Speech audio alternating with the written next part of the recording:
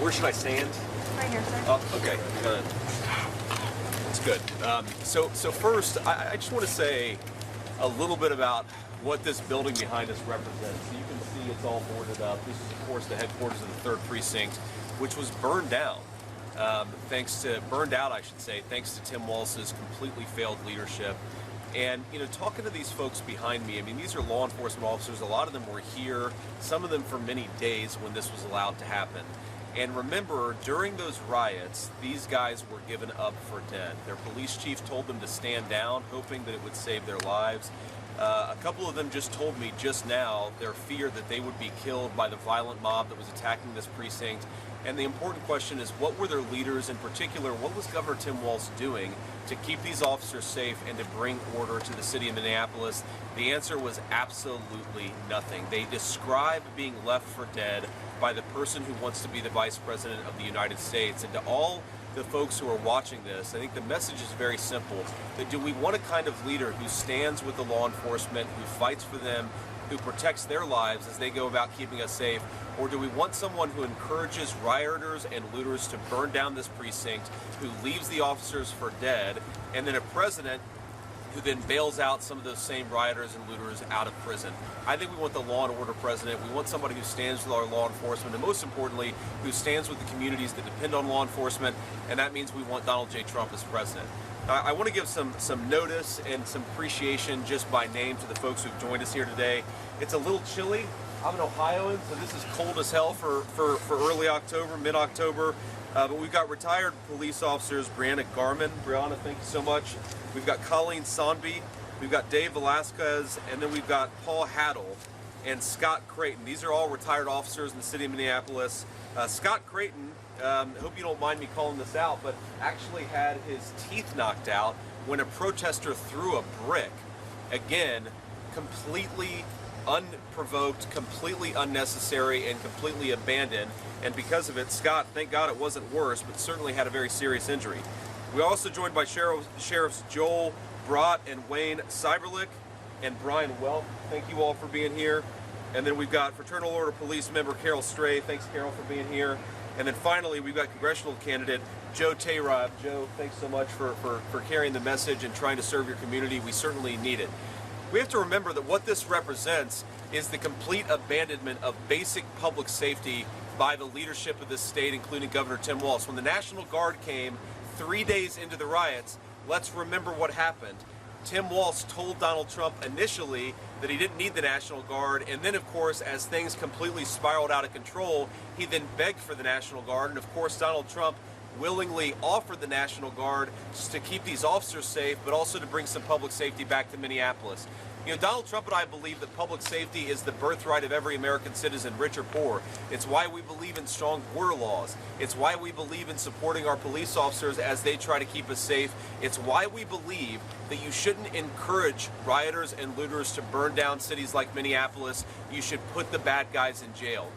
You know, as I was thinking about what I was going to say today, it occurred to me that there's a fundamental racist assumption at the heart of most progressive arguments about violent crime. This idea that somehow it is racist to enforce our laws and to throw violent criminals in jail is absurd, because we know that most black Americans, whether in Minneapolis or outside of this city, are law-abiding citizens. Black Americans, white Americans, everybody wants us to throw away the bad guys. If you look at violent crime in our cities, it's actually a very small number of people can contribute an extraordinary amount of the violent crime. If you just empower law enforcement to go after the bad guys, you can make people's communities safer, you can give every rich and poor American the right to safety in their communities, and you can make sure that the most violent criminals are locked away instead of set free into our communities. We started out, we did another event here in the Minneapolis area, and people talked about moving out of Minneapolis. People talked about the 1,400 businesses that were destroyed, a lot of them who were owned by minority members of this community.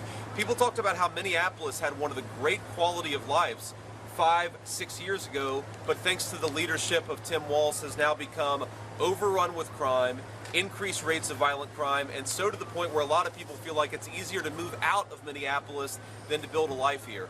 The story of Minneapolis is coming to every community across the United States of America if we promote Kamala Harris to President of the United States. She has said she wants to defund the police. She has said that she wants to empower the people who rioted and looted in the city of Minneapolis. She's going to do just as she promised, and in fact, just what she did as Vice President of the United States. This is not a fan or friend of law enforcement, Kamala Harris. This is not a person who's going to make our community safer. This is a person who's going to contribute to the violent crime epidemic we've seen across our country. We can't let her anywhere near the White House, and I hope the American people will join me, of course, in making Donald Trump the next President of the United States. We've got 3 weeks to go.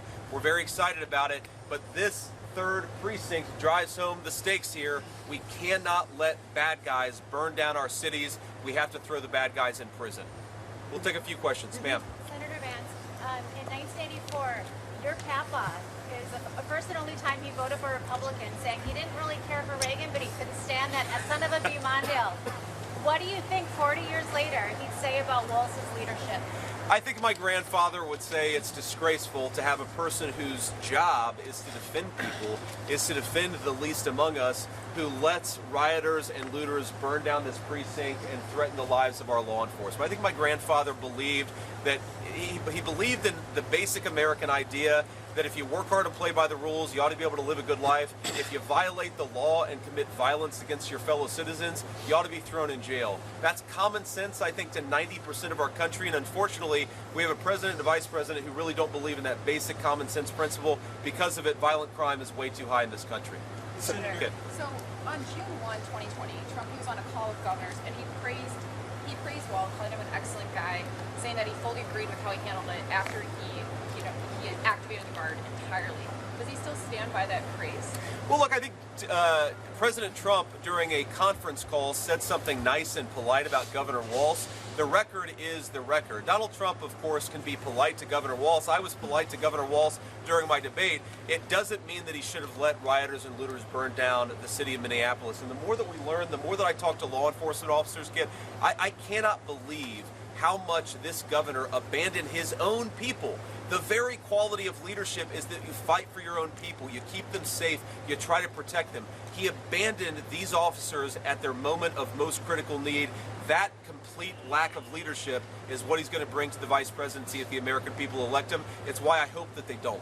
What did Donald Trump... There's a difference, though, between saying something nice and saying you fully agree with how he handled it. Are you saying Donald Trump wasn't sincere when he said he fully agreed with how the governor handled the situation? What I'm saying is that Donald Trump was being polite during a conference call, and that doesn't mean that Tim Walz can run away from the fact that he let his own city burn to the ground. What does in an interview over the weekend, the former president said that the bigger problem, he was asked about security in the election, whether we'll have a peaceful election, he said, quote, bigger problems are the people from within, and if issues should arise, quote, it should be handled, quote, handled if necessary by the National Guard or really necessary by the military. Is that a justifiable use of those assets? Well, is it a justifiable use of those assets if they're rioting and looting and burning cities down to the ground? Of course it is, right? I think the question is it a justifiable use of assets depends on what's actually happening. I think as we've seen, and again, I want to be clear here, I'm not painting the entire Democratic Party with a broad brush. I'm painting the leadership and the far-left activists. But we saw this in the summer of 2020. We certainly saw some of this after the election of 2016. There is a core group of far-left activists who are willing to threaten, harass, and commit violence against their fellow citizens. If that happens, if you have a major reaction to an election in 2024, of course you ought to commit law enforcement resources to bring order back to our cities. What did he mean by... The polls are so tight, and they seem to be tightening. Sure. How are you feeling, and how is President Trump feeling about the race? Yeah, so I talk to the president every day. Right now, we feel very good. Right now, we're feeling very, very good about where we are. We think we have the momentum. We think, frankly, even without the momentum, if the election were held today, we would win. The polls have always understated Donald Trump's level of support, and right now the polls will tell you, yes, it is tight, but right now I think Donald Trump would win. And that's the public polls, again, that have historically really understated President Trump's support.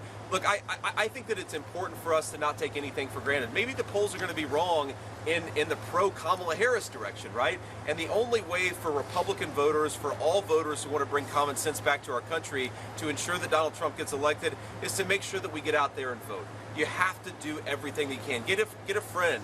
get a family member, try to get 10 people to the polls to vote for Donald Trump, because we really want to swamp this election with so many votes that we make sure that Donald Trump is the next president of the United States. I think that we're going to do that. I feel very good about it. And one way to think about an election 21 days out is you just try to win every day. In other words, you try to make sure that you're driving the narrative, that you're getting your message out there to the American people as much as possible. I saw today actually a story that Kamala Harris apparently copied some significant chunks of her book from Wikipedia.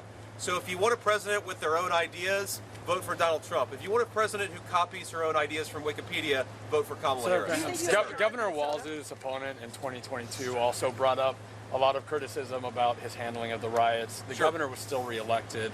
Why do you think that this argument works now against him? Well, look, obviously Minnesota's a bluer state, though if you look at the polling, I think we actually have a chance in Minnesota. The fact that Governor Walz was reelected in 2022 doesn't mean voters aren't bothered by his record. It just means that not enough of them were bothered enough to go in the other direction. You're obviously rowing uphill in a state like Minnesota, but I think a lot of Minnesotans are just sick of the garbage. They're sick of the lack of common sense in our government, and we have a real opportunity to turn Minnesota red. We're going to fight for it. Obviously, we're here campaigning and talking about these issues, but I think that my message to Minnesotans is you don't have to agree with everything I say. You don't have to agree with everything that Donald Trump says, but if you want more affordable groceries, a secure southern border, and a president who supports the law enforcement officers who keep us safe, Donald Trump is the only option in town. What did Donald Trump mean by an enemy within? How do you interpret that? Well, I think one of the ways I interpret it is in the past 3.5 years, Kamala Harris's open border has allowed at least hundreds and maybe thousands of people that we know are on the terrorism watch list. Thanks to her special immigrant visa program in the wake of the disastrous Afghanistan withdrawal, just in Oklahoma City, you had a person who was threatening a major terrorist attack on election day and of course was working with a co-conspirator. We don't know the full background of the co-conspirator. But in other words, we know that Kamala Harris has let in people into this country who have murdered our fellow citizens, who have planned terrorist attacks against our fellow citizens. The enemy within are people that Kamala Harris let into this country unvetted, unchecked, and undocumented. Senator, a lot of these police departments around here have been having trouble recruiting officers after what happened 4 years ago. How do you help these departments and these communities get officers? You know, I'm not surprised that police officers, not just in Minneapolis, but all across our country, have had trouble recruiting officers over the last few years. I mean, think about what a tough recruiting pitch that is. I'm sure these guys would back me up on it, but come and work for our police force. You're going to get not the greatest pay. You're going to work very hard. You're going to endanger your life. And then when rioters and looters try to burn down our precinct, your own governor is going to abandon you. That's why we have a recruitment crisis, is because the leaders of this country have abandoned law enforcement. We need to give these guys better pay. I've sponsored legislation actually to end the Social Security penalty that exists with a lot of their pensions. We got to make sure that they have everything they need. But I think most importantly, you need leaders who support the law enforcement officers as they do very, very hard work. These are the guys that really, you know, one of them has the thin blue line hat on. What does that represent?